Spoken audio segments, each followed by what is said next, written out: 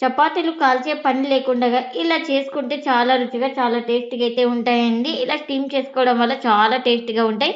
ప్రతి ఒక్కరికి నచ్చుతాయండి. అంత టేస్టీగా అయితే ఉంటాయి. ఇంకెందుకు ఫ్రెండ్స్ ఆలస్యం, ఎలా చేయాలో ఏంటో అనేది వీడియోలోకైతే వెళ్ళిపోయి చూద్దామా మరి? ముందుగా ఒక మిక్సింగ్ బౌల్ అయితే తీసుకొని అందులోకి 2 కప్పుల గోధుమ పిండి అయితే వేసుకోవాలి. ఇంకా చూడండి 2 కప్పులు గోధుమ పిండి అయితే తీసుకున్నా. ఇంకా ఇందులోకి రుచికి తగినంత సాల్ట్, 1 స్పూన్ ఆయిల్ కూడా వేసుకోవాలి. ఇలా ఆయిల్ సాల్ట్ వేసుకున్న తర్వాత ఒకసారి మొత్తం ఇలా బాగా కలుపుకోవాలి. ఇలా కలుపుకున్న తర్వాత ఇప్పుడు ఇందులోకి కొంచెం కొంచెం వాటర్ వేసుకుంటూ చపాతీ పిండిలాగా తడుపుకోవాలి.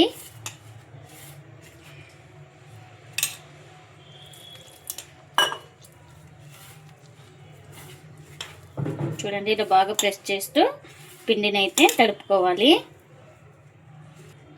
ఇంకా ఇలా పిండిని సాఫ్ట్గా కలుపుకున్న తర్వాత ఇందులోకి కాస్త ఇప్పుడు పైన ఆయిల్ అయితే వేసుకొని పిండి మొత్తాన్ని బాగా సెట్ చేసుకోవాలి.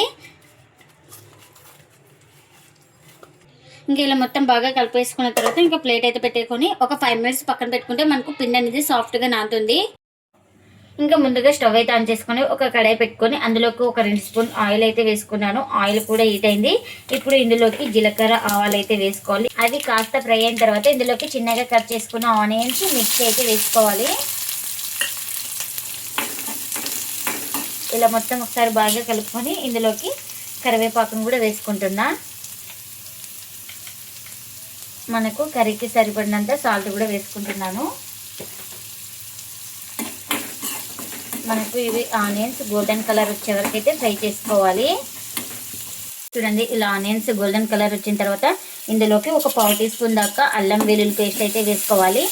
ఈ అల్లం వెల్లుల్లి పేస్ట్ వేసుకొని పచ్చి వాసన పోయే వరకు అయితే ఫ్రై చేసుకోవాలి. ఇలా పచ్చి వాసన పోయిన తర్వాత ఇందులోకి ఒక 1/4 టీ స్పూన్ దాకా పసుపును కూడా వేసుకుంటున్నా. ఈ పసుపును కూడా వేసుకొని 1 నిమిషం పాటు బాగా ఫ్రై చేసుకోవాలి. అంటే ఇప్పుడు ముందుగానే ఉడికి పెట్టుకున్న ఈ పెసలను అయితే ఇందులోకి అయితే వేసుకోవాలి. పెసలు ఒక 2 అవర్స్ నానపెట్టేసుకొని ఒక 3 to 4 విజిల్స్ వేసుకుంటే మనకు పెసలు అనేది బాగా స్టీమ్ అయిపోతాయి. ఇంకా ఈ పెసలు కూడా వేసుకొని బాగా కలిపేసుకోవాలి. ఇలా మొత్తం బాగా కలుపుకున్న తర్వాత 1 నిమిషం పాటు బాగా వేయించుకోవాలి. ఇంకా 1 నిమిషం తర్వాత అయితే స్టవ్ అయితే ఆఫ్ చేస్తున్నాను. మనకు ఈ కర్రీ అయితే రెడీ అయిపోయింది. ఇంకా ఇప్పుడు 5 మినిట్స్ తర్వాత అయితే చూపిస్తున్నాను. చూడండి పిండి కూడా సాఫ్ట్గా నానింది కదా, ఇలా సాఫ్ట్గా ఉండాలి మనకు పిండి వచ్చేసి. ఇంకా ఇలా మొత్తం ఒకసారి బాగా కలిపేసుకుందాం. ఇంకా మనకు ఏ సైజు కావాలో ఆ సైజు పిండి ముద్దనైతే తీసుకుంటున్నాను. మనకు ఈ సైజు ఉంటే చాలండి. ఇంకా ఎన్నైతే అన్నీ ఇలానే చేసుకోవాలి. మనం ఏ దాని మీద చేస్తున్నామో దానికి ఇలా ఆయిల్ అయితే అప్లై చేసుకోవాలి. ఇలా ఆయిల్ అప్లై చేసుకున్న తర్వాత ఇంకా ఒక పిండి ముద్దను అయితే తీసుకొని ఇలా రౌండ్గా చుట్టేసుకోవాలి. ఇంక ఇలా చుట్టుకున్న దాన్ని ఇలా పెట్టేసుకొని ఇంక ఇప్పుడు కర్రతో ఇలా రుద్దుకోవాలి. వీలైనంత పల్చాగా రుద్దుకోవాలి. ఇలా చపాతీ మొత్తం రుద్దిన తర్వాత కాస్త ఆయిల్ అయితే మొత్తం ఈ చపాతీకి ఇలా అప్లై చేసుకోవాలి. ఇలా అప్లై చేసుకొని ఇంకా మనం ఇలా ఫోల్డింగ్ అయితే చేసుకోవాలి. ఇక్కడ చూపిస్తున్నాం కదా ఈ విధంగా 4 భాగాలు అయితే ఇలా ఫోల్డింగ్ అయితే చేసుకోవాలి. ఇంకా ఇలా ఫోల్డింగ్ చేసుకున్న దాన్ని ఒక ప్లేట్లోకి అయితే తీసుకుందాం. చూడండి ఇలా ఒక ప్లేట్లోకి అయితే తీసుకుంటున్నా. ఇంకా మరొక పిండి ముద్దను తీసుకొని ఇంకా దీన్ని కూడా సేమ్ పల్చాగే రుద్దుకోవాలి. మనం ఈ రెసిపీకి వచ్చేసి పిండితో రుద్దకూడదండి, ఆయిల్తోనే రుద్దుకోవాలి.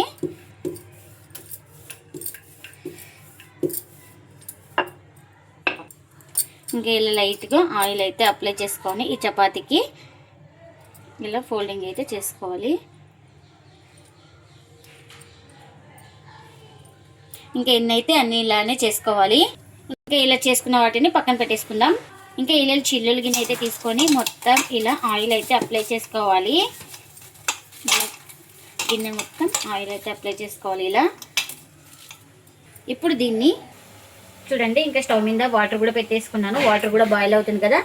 మనం ఇలా ఇప్పుడు ఈ గిన్నె అయితే పెట్టుకొని ఇంకా ముందుగానే చపాతీలు అయితే రెడీ చేసుకున్నాం కదా, ఇలా వీటిని ఒక్కొక్కటి ఇలా నిదానంగా పెట్టేసుకోవాలి. చూడండి నేను ఎలా పెడుతున్నానో అలా పెట్టేసుకోవాలి.